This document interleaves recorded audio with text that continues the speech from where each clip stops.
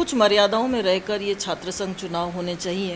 हुड़दंग करना, रील बनाना, आगे ये दिखाना कि हमने सिर्फ कुलपति को झुका दिया कि मैडम हमारा ज्ञापन नहीं ले रही हैं, हम रोजाना यहाँ आ रहे हैं, मैडम हमसे बात नहीं कर रही, हमारा ज्ञापन नहीं ले रही है। डिसिप्लिन मेंटेन रहे। वो ज्ञापन लेते हैं और मैं मिलने का समय है, उस समय हर विद्यार्थी से मिलती हूँ। क्या सच में आप आगे राजनीति में कोई स्कोप देख रही हैं? मैं तो ये मानती हूँ कि राजनीति के अंदर अगर पढ़े लिखे लोग आएंगे तो ज़्यादा अच्छा है। नमस्कार, स्वागत है पंजाब केसरी राजस्थान पर। दरअसल पिछले दिनों छात्र संघ चुनाव को लेकर लगातार कई प्रश्न हम सबके सामने आए। राजस्थान यूनिवर्सिटी में पिछले 4-5 महीनों से छात्र प्रोटेस्ट कर रहे थे और काफ़ी सवाल जो हैं सामने आए हैं। उन सभी सवालों का जवाब इस इंटरव्यू में आज हम डायरेक्ट वीसी मैम से लेने वाले हैं। अल्पना कटेजा जी हमारे साथ मौजूद हैं। अल्पना मैम, बहुत बहुत स्वागत है आपका पंजाब केसरी राजस्थान पर। Thank you.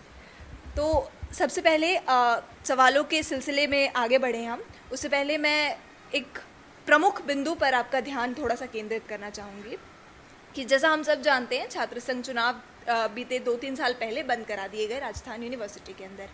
उसके बाद बहुत प्रोटेस्ट चले और अभी जो हाल फिलहाल जो वक्त चल रहा है, जुलाई अगस्त के टाइम ही इलेक्शंस होते थे, यहाँ अभी बहुत ज़्यादा प्रोटेस्ट बढ़ गया है। रोज़ाना छात्र जो हैं वीसी ऑफिस के बाहर आके खड़े हो रहे हैं, प्रोटेस्ट कर रहे हैं। तो क्या कुछ कारण है वीसी ऑफिस के बाहर आके खड़े होने का? पहले तो मैं एक करेक्शन इसमें करना चाहूँगी। ये जो चुनाव बंद किए गए हैं, ये राजस्थान यूनिवर्सिटी में नहीं किए गए हैं, बल्कि राजस्थान स्टेट में किए गए हैं। मैं ये मानती हूँ कि भारत विश्व का सबसे बड़ा लोकतंत्र है और लोकतंत्र की पहली सीढ़ी जो ये छात्र संघ चुनाव होते हैं उसको समझा जाता है।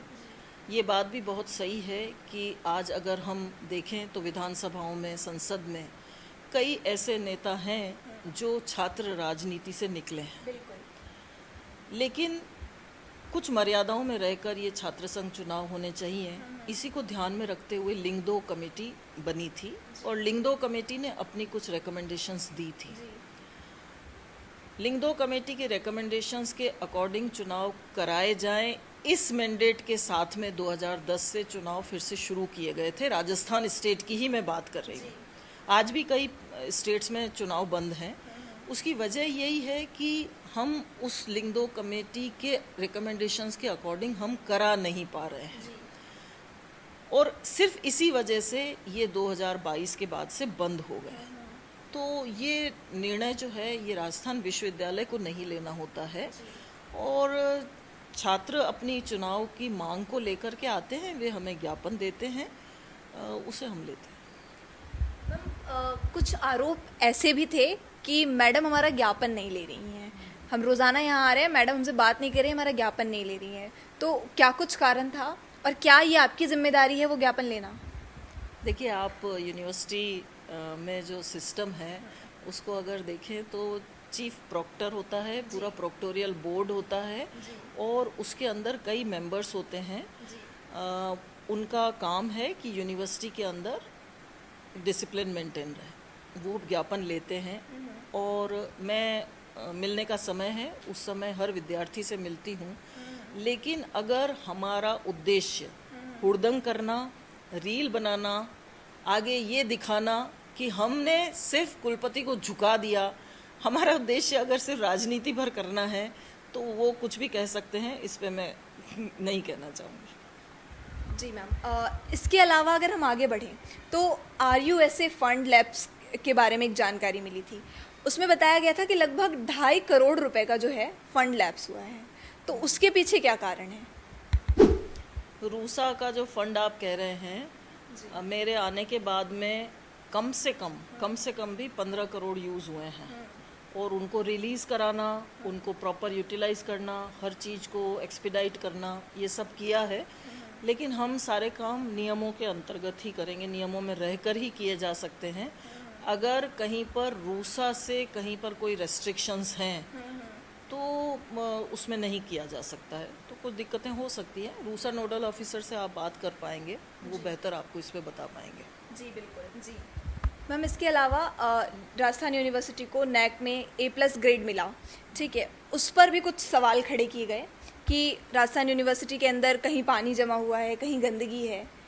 बहरहाल पीछे की बात करें तो हालात कुछ और थे, वो तस्वीरें भी हम आपको दिखाएंगे कि क्या कुछ हालात पहले थे यूनिवर्सिटी के और अभी क्या कुछ हालात हैं। तो उस पर भी सवाल खड़े किए गए कि अभी भी गंदगी है, उसके बाद ये ग्रेड कैसे मिला। बारिश का मौसम है, बिल्कुल जो रोड्स हैं उन पे स्लोप का अगर कहीं इशू है तो पानी जमा कहीं हो सकता है, अदरवाइज़ बहुत बहुत ज़्यादा सफाई करवाई गई है और कहीं अगर नहीं है तो उसको भी देखा जाएगा, उसको करवाया जाएगा, इसमें कोई दिक्कत नहीं है। लेकिन मैं ये बताना चाहूँगी कि नैक की ग्रेड सिर्फ कहीं पानी जमा होने और उसके आधार पे नहीं दी जाती है, उसके बहुत सारे क्राइटेरिया हैं। टीचिंग लर्निंग है, रिसर्च है, कम्युनिटी एंगेजमेंट है, हमारी यहाँ की प्रैक्टिसेस हैं, गवर्नेंस है, स्टूडेंट एंगेजमेंट है, स्टूडेंट सेटिस्फेक्शन है। तो बेहतर होगा हम उन पे बात करें, उनके देखा जाए कि हमारे स्टूडेंट्स का सेटिस्फेक्शन बढ़ा है कि नहीं बढ़ा है, कम्युनिटी एंगेजमेंट बढ़ा है कि नहीं बढ़ा है। हमारे आनंदम प्रोग्राम के कारण यूनिवर्सिटी को जो एक्नॉलेजमेंट मिला है, जो एप्रिसिएशन मिला है, उसको देखें हम। पानी भर रहा है कहीं पर तो क्या नैक की ग्रेड खराब हो जाएगी? और बारिश है राजस्थान में, अभी जिस बारिश हुई है उसकी वजह से अगर कहीं पानी भरा है तो ये सिर्फ ये दिखाता है कि हमारी अप्रोच कितनी नेगेटिव है, हम कितना नेगेटिव सोच रहे हैं, हमें पॉजिटिव चीज़ें नहीं दिखाई देती हैं। हम अपनी ही संस्था के लिए पॉजिटिव सोच के हम उसमें कैसे कंट्रीब्यूट करें, या मैं कहूँगी कि उसमें हम कंस्ट्रक्टिव कोई सजेशन दे करके उसमें हम पॉजिटिव इम्प्रूवमेंट हम कर सकते हैं ना। कोई, मैं तो कह रही हूँ अगर कहीं है तो हम उसको भी ठीक करेंगे। तो लगभग 2 साल मैम आपको हो गए हैं राजस्थान यूनिवर्सिटी में एज अ VC। हाँ जी, लगभग 2 साल हो गए हैं। तो आगे क्या कुछ आप देख रही हैं यूनिवर्सिटी को कि कहाँ होगी यूनिवर्सिटी आपके कार्यकाल में? हाँ, अभी तो देखिए ज़्यादा फोकस नैक पर रहा और नैक की ग्रेड मिलने के बाद में मुझे लगता है कि हम सबकी जिम्मेदारी, चाहे कोई भी हो, वो टीचर्स हों, स्टूडेंट्स हों, नॉन टीचिंग हो, हम सबकी जिम्मेदारी और भी बढ़ गई है कि हम एक जो वाइब्रेंट एकेडमिक एनवायरनमेंट है उसको क्रिएट करें, हम कम्युनिटी के लिए ज़्यादा करें, एनवायरनमेंट के लिए ज़्यादा करें। तो मैं सोचती हूँ कि आने वाले टाइम पे इन सब पे फोकस रहेगा। कम्युनिटी एंगेजमेंट को मैं बहुत बढ़ाना चाहूँ। जी ठीक है।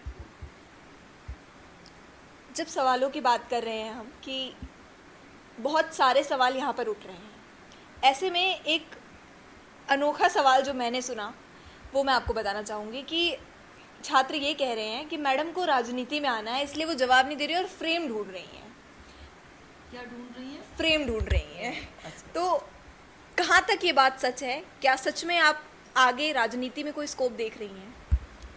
छात्र तो स्वयं राजनीति में आगे बढ़ने के लिए चुनाव की मांग कर रहे हैं, राजनीति कर रहे हैं, और ऐसे में किसी पे ये आरोप लगाना कि मैं राजनीति में जाना चाहती हूँ बहुत सही नहीं है, क्योंकि राजनीति में, क्योंकि हम सब डेमोक्रेसी में है ना, तो सभी को बराबर अधिकार है।